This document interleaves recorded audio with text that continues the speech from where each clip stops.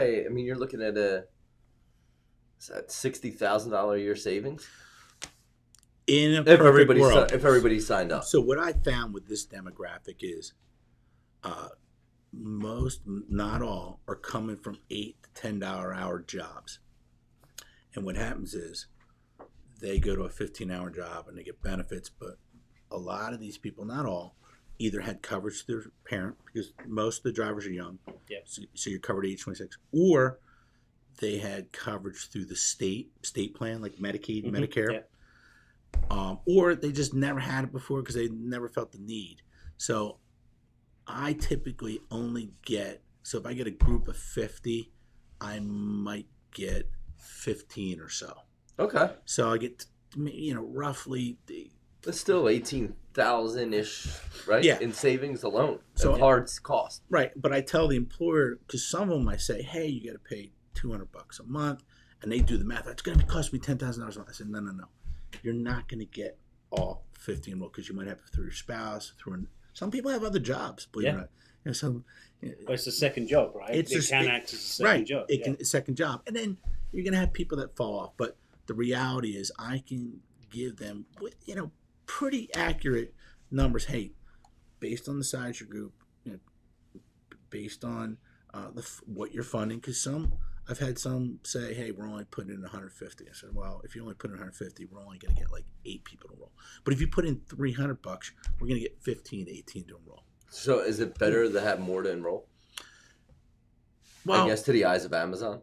Or like, how does it work Amazon, I'm not sure. I don't work for Amazon. Yeah. I just want to disclose that. I think Amazon is trying to do the right thing and trying to make these... by mandating it? By mandating that, look, there are, you could go into a deep dive, and one of the deep dives is, it's the old saying, if you're healthy, you're wealthy. Yeah. If you're working, you're active and you're staying healthy. So in doing this, it does provide them benefits that they may or may not have. So an active employee who's working is not chronically ill. Oh, that's actually... Yeah, I do, health benefits there. Yeah. I do have an interesting... How did you end up with WhatsApp? Because that's a pretty interesting way That was to actually go about... referred in. My daughter uses WhatsApp, and I know other people. I think WhatsApp is a great app for globally. So, like, we know somebody from Germany, and a good common communication is WhatsApp.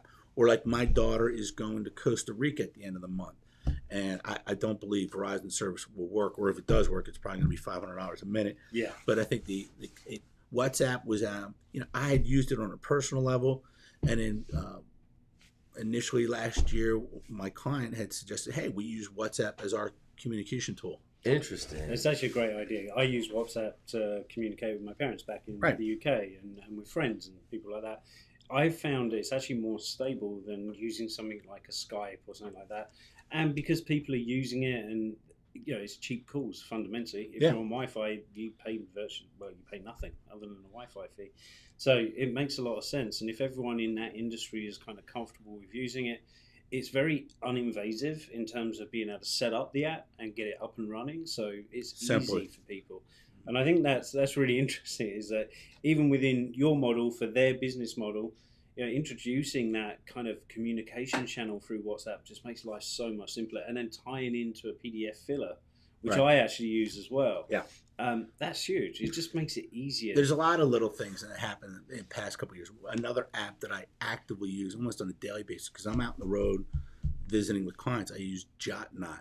And JotNot is I think I pay for it. I believe I do. Mm-hmm. But it was free, but it's $4 a month. It's a scanner.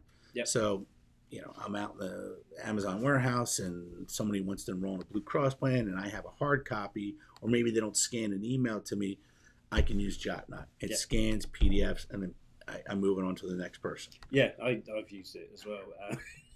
It's a slightly different idea behind it, but I've used it as well. No, but there's a million different things. Yeah, exactly. But I was actually turned on to the, actually one of the Amazon, they call it a desk person when people drive through the warehouse and they have to hand the keys and their phone back to the desk person was the one that turned me on to the the PDF filler doc. Nice. And I know realtors and attorneys also Yeah. use the DocuSign. Yeah, DocuSign is, and that's quite, again, cost of entry, right? DocuSign DocuSign is not cheap, and that's more transactional legal. Yeah. Like when I represent Prudential and Blue Cross and MetLife, and I had to renew my appointment. A lot of times it's done via DocuSign, but they also have very deep pockets, and they also deal with millions and millions. Yeah, of dollars. exactly. And you wouldn't put that at the risk of just a regular program, but Right.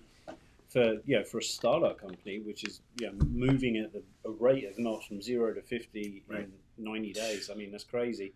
So you want it to be something that's cost effective, easy to use, and easy to implement. You don't want to put barriers in the way, because otherwise that just adds more complication to both the employer and the employee. Yeah, and I'm always trying to be cognizant of, because we're all involved in small business, and there's always that looming overhead expense. So I always try to be in their shoes, thinking, hey, they got their cell phone costs, they got their fuel costs, they got if a truck goes offline. If it goes offline, it could be offline for a month or 2 months, because Amazon's actually got to inspect the truck, so they got to go out and rent another truck. So I always try to think, what's a better way, and what's the most efficient way, and to help them out. Yeah, I think that's actually a good rule of thumb for most services being offered to small businesses. Is how do you make it easier? How do you make their life simpler in dealing with you? Like from our point of view, doing a marketing and agency, having a dashboard of everything where you can see all your results at a glance and know that your investment that you're putting into your marketing through a company, that is transparent, and you can see there on the screen exactly what's happening, where your dollars are being spent. It just makes sense. Yeah. And things change and last forever, and these little, I guess you can call them life hacks or business hacks, help me. Like a case in point, I think about 7 or 8 years ago, somebody introduced me to Hootsuite. Yeah. And I've used that. That saves me time.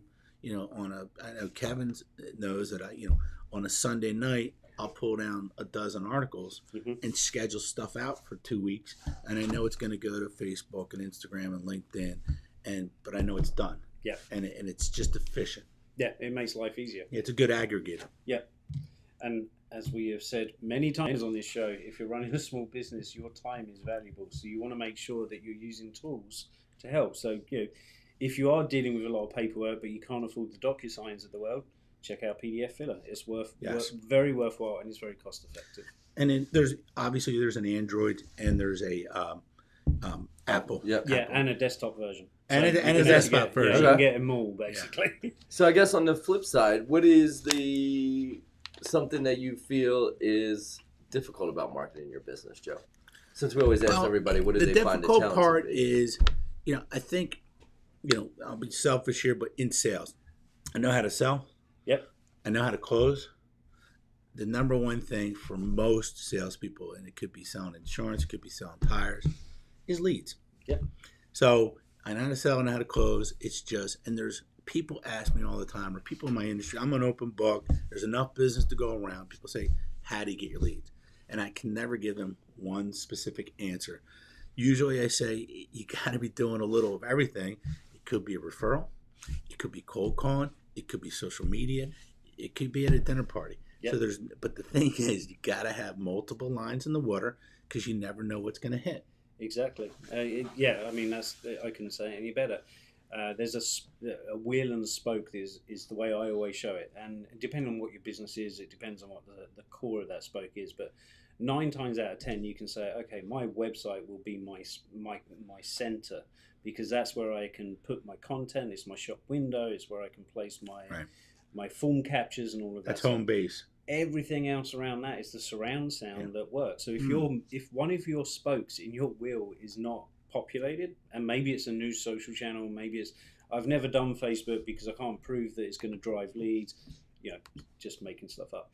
Facebook is king. Yeah, yes.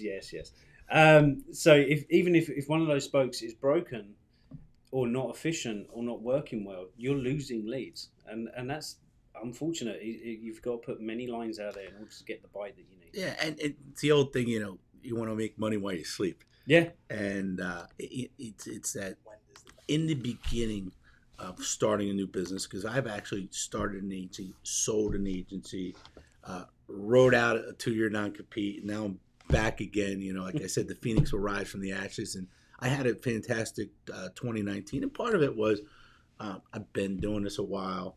I didn't have to reinvent the wheel. Yeah. Like you said, Wayne, I utilized feedback from my clients, learned from my mistakes, and I actually did a look back and say, how did I get to this point? How was I successful? Where did I fail?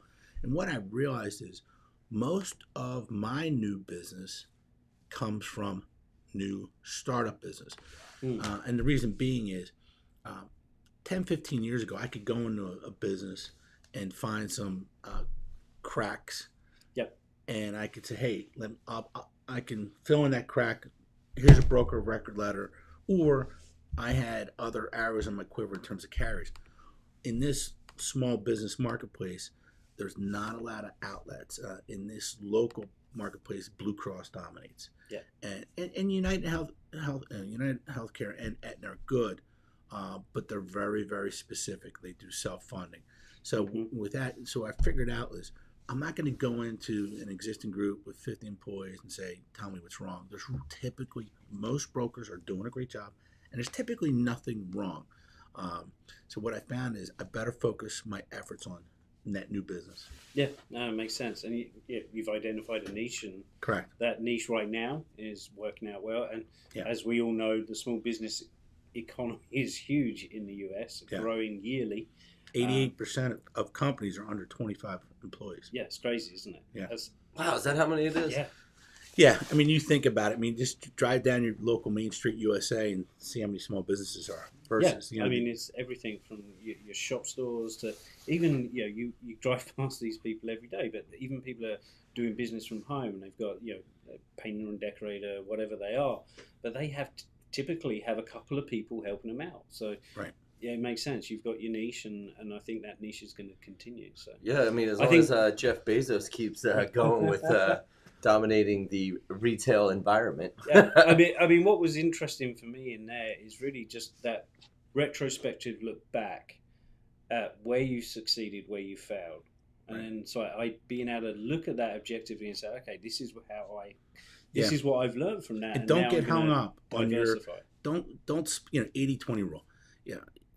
Everybody has their weaknesses. You want to diminish them, but don't spend all your time trying to turn a negative into positive. Figure out where you're strong, and that's what I did. I figured out what I looked at my whole book of business over a 14 or 15 year period, and I figured out. And then things changed. I had different lead sources, but I figured out a lot of my success was new startup business where they need that hand holding. Yeah, that's awesome. And now you put on a yellow vest and put on the yellow vest and throw the hard hat on and. Yeah, and I usually get, they always, like the warehouse workers think I'm an executive for Amazon. Nice. Well, I'm the only guy wearing like a sport coat or dress slacks. And, yeah.